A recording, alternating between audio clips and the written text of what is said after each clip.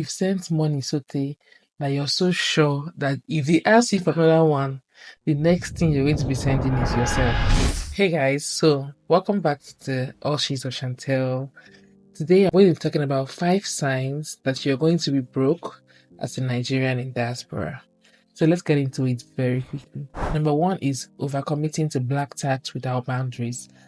Trust me, we've all been there. I've been there where everybody's calling you to ask for something, like your family, your friends, strangers, even every single person, and you're like stretched beyond the limit and you don't even have any boundaries. Trust me, it's only a matter of time before you are drained. You have to create boundaries around your resources. You have to be able to say, okay, this is the percentage I'm able to give this month, and I don't have any money. It's not like you don't want to give. I don't have any more to give now. Remember, like when you say no sometimes doesn't mean that you don't have plans to give in the future. It just means that at that moment, you're not just capable enough to do it. So you have to create some boundaries around the black tax. You are always going to want to help your family or your friends or strangers, anyone that asks of you. You are always going to want to help. But now the problem is no longer in helping them. The problem now lies in you building a structure around your resources. Are you going to say no even when you know you're not able to?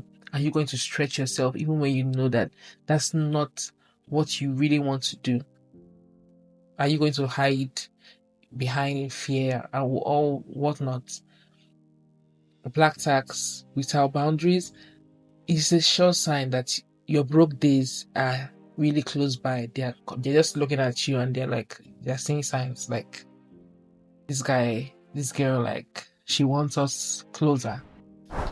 Number 2 is impulse spending and lavish lifestyle pressures.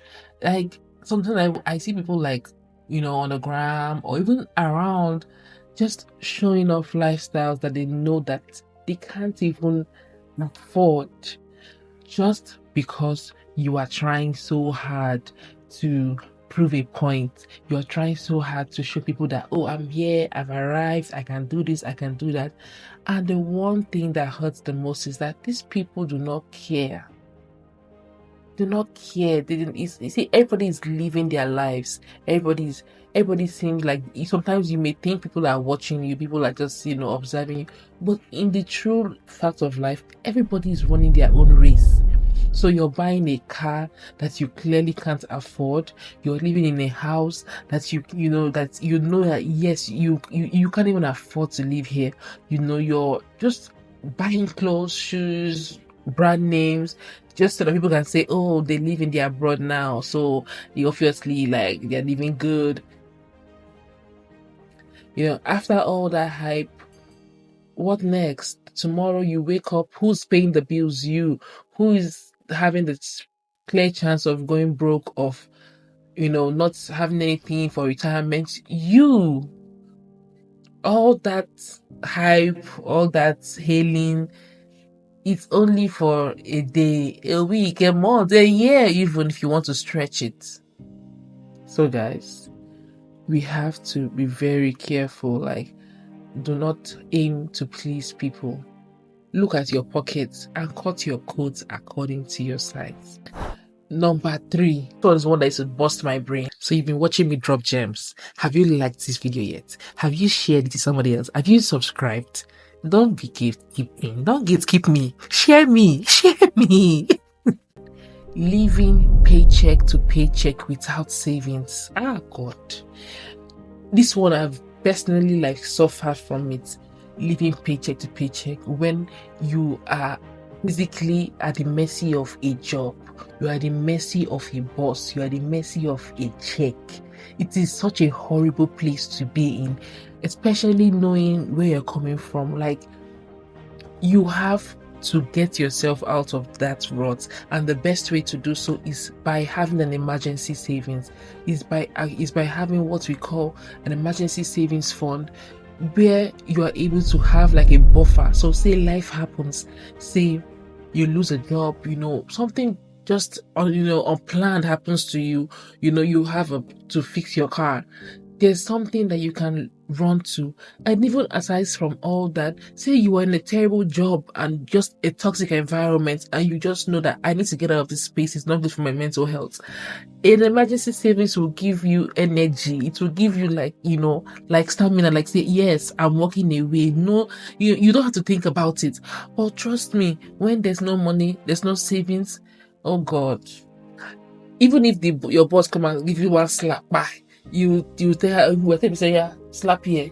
You say it's not enough. What? Come here. Because you're not going anywhere. There's no money to go anywhere. Where do you want to go to? You have to make sure that you have an emergency savings, guys. 3 to 6 months of expenses is always the sweet spot. But even if it's $1,000 that you're able to start with, let's start there. Start there. You're in diaspora. Life is different here than back home in Nigeria, where once you just enter your house, you sit down, call it a day. Here, you have bills. The bills are recurring. It's not like once you pay rent back home in a year, it's over to the next year. Here, you know that you're paying your rent every single month. Even if you own a house, you're paying your mortgage every single month. So I'm saying this to say, please start an emergency savings. Please. Another sign of someone getting broke is when you still carry that fear of diversifying your income or your gains or whatever, or your savings from Nigeria and bring it to the diaspora. I know, yes, when sometimes you put your investments an account or something and it doesn't go as planned, maybe you are being scammed of your resources. I know the fear, I know the trauma, we've all been there. But trust me, you are in a new government now, you are in a new country, you are in a new environment. Let go of some of those fears. Let go of those fears. Let go of that trauma. It's not going to happen overnight, I know, but you have to start. Your fear of investing, of diversifying your income is keeping you broke. You're seeing everybody talk about stocks, index funds. All you're thinking about is, if I cannot see my money cash in my account, rapier, forget about it. But come on, guys, keeping your money in your account, just sitting there, is safe, is comfortable, but it is not growing. That money is just sitting down there. The person that took risk and put their money into an index fund, into crypto, even as volatile as it can be, and you that has been saving that money in the account day in, day out, both of you will not be in the same place in 5 years' time. Trust me. So take the risk, guys. Start small. Maybe start with putting your money first in a retirement account. They have Roth IRAs. They have your job would offer you a 401k. Start from there, and the more you see yourself, grow in confidence, you step out there. You take the risk. Life is about taking risk. Nobody enters life and thinks that everything's gonna be so rosy. Mistakes happen sometimes, and then life goes on. Any mistake you make is just a learning ground to do better next time. Know the fear. The fifth one is blaming external circumstances. Victimizing everybody else but yourself. Blaming your family, blaming your friends, blaming the country, blaming this, blaming that. See, trust me, I would on a normal day I would want to blame everybody else but myself for my mistakes. But the reality of life is that when it boils down to it, you had a part to play in the current state of your life, either through not doing your own research, not educating yourself, not being around the right people. You had a part to play. So spending your entire life blaming one person or the other for where you are now is not going to really help anything. Instead, what you should be doing now is forgiving yourself for any mistakes you've made and looking for the way forward. Okay, how can I do this better?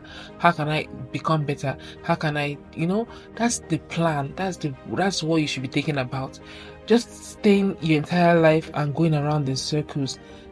If you are spending every day of your life repeating the same old mistakes. At some point, it is your job as a human being to stop and assess yourself and say, okay, I've been making these mistakes, I've been seeing these patterns happen over and over again.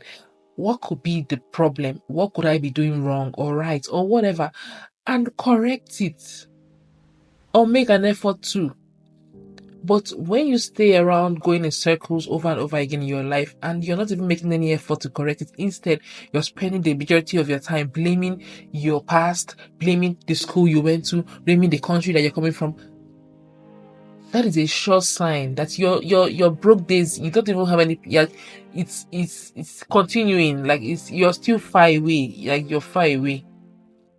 So guys, going forward, don't do the blame game anymore. It's time to accept our responsibility and then move forward. Keyword forward.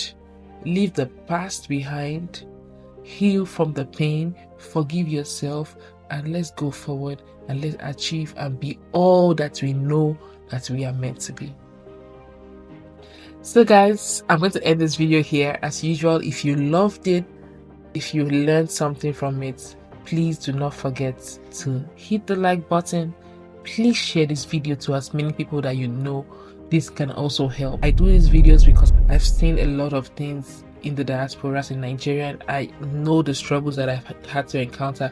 I'm still healing, I'm still learning, and doing my best to be the better version of myself. And I want someone else out there to also be the best versions of themselves. So please do not just watch this video and pass by. Share it to at least one person that you know it can be a benefit to. Also subscribe to this channel if you want to see more content like this. Let me also know if you something that you want me to talk about that you think you want to hear from me. Leave it in the comment section below and I'll definitely look into that. God bless you. Have a great life. God has your best interest at heart.